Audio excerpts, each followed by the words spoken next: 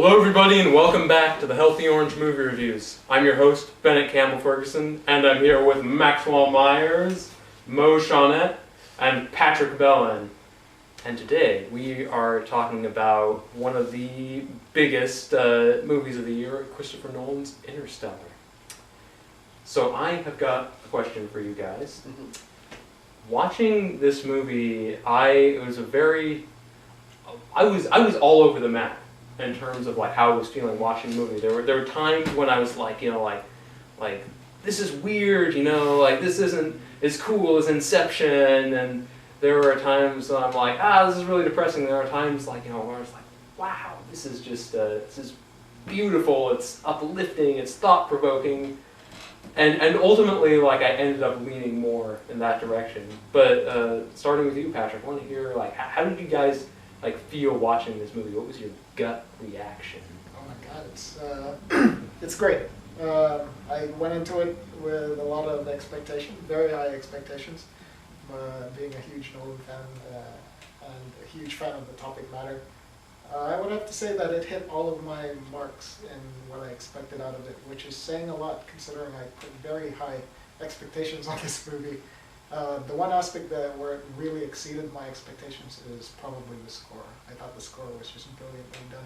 Oh yeah, I agree. And we were talking about award season. I think it's the front runner for best score. He did some amazing work. Hans Zimmer was just out of his skin. But going back to the movie in general, it was a great movie to the point where 2 days later I'm already looking at my calendar, figuring out when I'm going to see it again. I'm doing that too, so I can relate. And as true to form with this film, with all Christopher Nolan's film, there's just so much going on that it warrants repeated viewing. There's just so much other connections that you can make with it, and you can view it with different lenses as well, and it should be a really good repeated viewing experience, so I look forward to it. I'm totally with you because it's kind of a messy film, but in a good way. There's a lot to probe, and it doesn't all necessarily make sense like the first time. Mo, what about you? That wasn't as big into it. I thought it was really well constructed. I thought the actors brought their A game. I thought that the score was strong, but a lot of the story seems really conventional. Like we're probably gonna do like a spoiler section for this, right? Yeah, we can spoil away. Right now or just later? we can go into it now. Okay, so yeah. I saw it all coming. Like I knew Really? like pretty much every beat. I feel like I saw it. As soon as they're like, someone sent you to find this NASA space. It's like, it's him from the future. He sends himself back, and he sent himself to find the space from the future. And then as soon as everyone gets on the space shuttle, I'm like, oh, you're gonna die, you're gonna live because your name's above the title. And then as soon as they find Matt Damon, and spoiler alert, Matt Damon's in this movie for some reason, I'm like, oh, you've gone space crazy and we're gonna have to kill you. So and it's also part of the problem. One of the things that sort of changes how you look at this movie is knowing that it was originally set up to be directed by Steven Spielberg. And then Chris Nolan, after that fell through, Chris Nolan took it over. And it makes a lot of it make a lot more sense, because there's this whole thing of like abandonment anxiety and daddy issues that's in a lot of Spielberg movies that's here too. And you get these moments that want to be like really emotionally strong and really reach out and touch the audience, and everyone just keeps talking and explaining it, and it's like, shut up, we get it, just let them feel. But I don't think it worked on every level. I don't think it worked where it wanted to, but it's still a really noble effort, and I admire what Chris Nolan was trying to do. Max? I fall more in line with Mo. This is, I don't know, when it was over, I had to go off of, I haven't watched a lot of Christopher Nolan's earlier work, but I've seen all the Batmans and Inception, and I kind of took Batman out of the mix, because, I don't know, I feel Batman's supposed to be a little more commercial, in a way. I mean, because it's supposed to hit a broader market. But Inception It's less auteur driven. Yeah. It's more like a corporate product. I don't know. I mean, I It's feel. I mean, he has his stamp in there, and he does a lot of things It's that his version of yeah. Batman, but it's and still it's great. not But an entirely original. But you still got Warner Okay. Brothers going, hey, this is Batman. We would really like it if a lot of people saw this movie. And I saw a little bit of that in the third movie. But that's neither here nor there. So I take Inception, and I'm like, being really the only original Christopher Nolan, I watched that. And once that was over, I was like, wow, I need to watch that again. And maybe one more time for good measure, because I feel like I missed some things. And I feel like, and so I was blown away. And this one didn't quite blow me away in that sense. I would definitely agree with Patrick that the score is definitely front runner, which I think is hilarious because last year the front runner was Gravity, which is also amazing. But which I would definitely put it in that league, which is saying something because I love that score. But I agree with Mo. There were certain things I could kind of see coming. There were some parts I was a little confused about. Not like I didn't get it. It was just like I don't know. Like it left some questions, which is totally okay. Like especially that ending.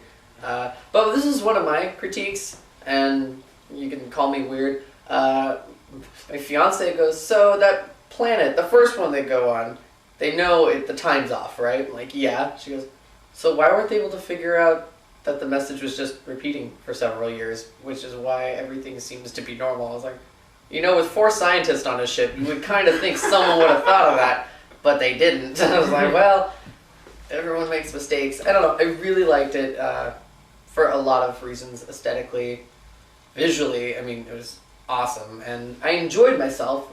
And I probably will watch it again just so I can wrap my head around it one more time because I deal with a lot of heady things that I don't deal with on a day-to-day basis.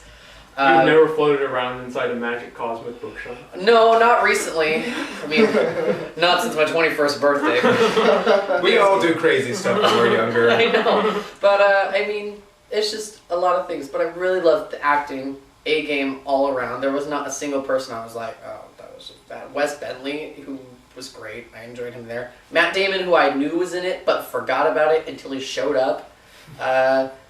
The worlds they create, I think, are so cool. Yeah. And, I mean, that's really what it is. He creates a world. Even though it's Earth, it's not Earth, kind of. It's a different version, a future version, and slightly believable about the whole corn being the only thing grown. Oh, yes. Yeah. So, I mean, I loved that. And also, I loved the little girl that played his daughter. Which makes no sense to anyone, but I have this real thing with child actors. You're either good or you're terrible. You're either bringing something to the story, like Iron Man 3. He was great. Or you're dragging it down with, which is any other ones, really. I mean, but she actually, I was like, so I always have to judge myself and go, is she good? I'm like, actually, she does not annoy the shit out of me. So, she was good. And then on top of that, before I knew she was going to grow up to be Jessica Chastain, she looks a lot like her. I was like, that was just excellent casting. And I actually they believe did she like grew up to be Ellen Burstyn. She even that. Did they do the Boyhood thing where it was like, we secretly filmed this 12 years ago? I mean, so that was great, and I like when that happens. That's just attention to detail that Nolan puts in everything, which ultimately is why I do like this movie. And like, there's a lot of detail put into everything. There's not. Like, even the blocky robots, it's like, oh yeah, they're going to be able to do all these things, but now... Well, the pinwheeling motion the through the water. water. That one is like, fantastic. these can carry things. It can also, put the ship on the docker. They can do that. I was like, that was kind of cool. Like, they weren't intimidating when I met them, and then I was like, oh, actually, these robots are kind of neat. Like, so there was just a lot of things I liked about it, but overall, I wasn't like... I didn't get to the end and go... I gotta see this right now! I gotta watch it again! No, I definitely want to see it again, but I think I could wait. I had them, I felt kind of, like at first I felt conflicted about it as I was watching it. Like, yes, you're a big Nolan fan. I was really intrigued what you thought of this movie. I'm a diehard. Uh-huh. But by the, I think getting to the end of the journey, and just seeing how it all ends up, like seeing how everything is resolved, like really kind of cast like everything in kind of a benign light for me. Like just seeing where he was going with all that. Like you mentioned that you predicted he was sending himself back in time, or not sending himself back. He's sending a message back in time. Yeah, but like I actually did not see it coming, because when there's the whole scene at the beginning when they say advanced beings put the wormhole there, and I thought, oh crap, Christopher Nolan's Prometheus. Oh crap, Christopher Nolan's Star Trek V, The Final Frontier.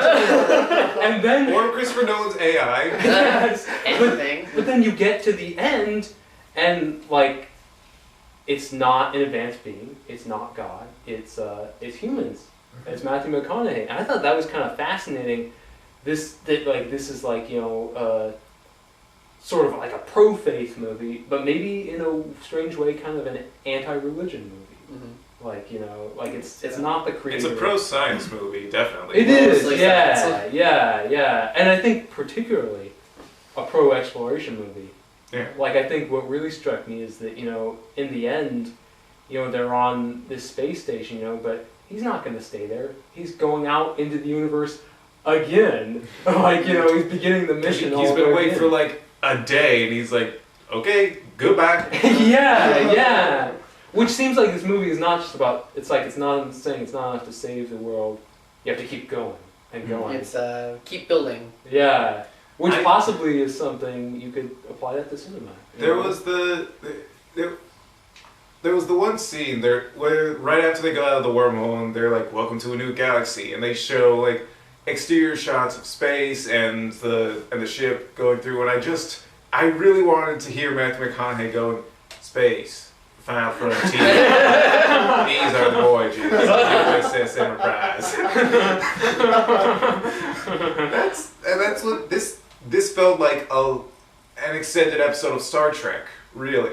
Because it's sort of like, these are the things that I saw coming. Those were tropes that you see in a Star Trek episode. And it's this very high-minded, like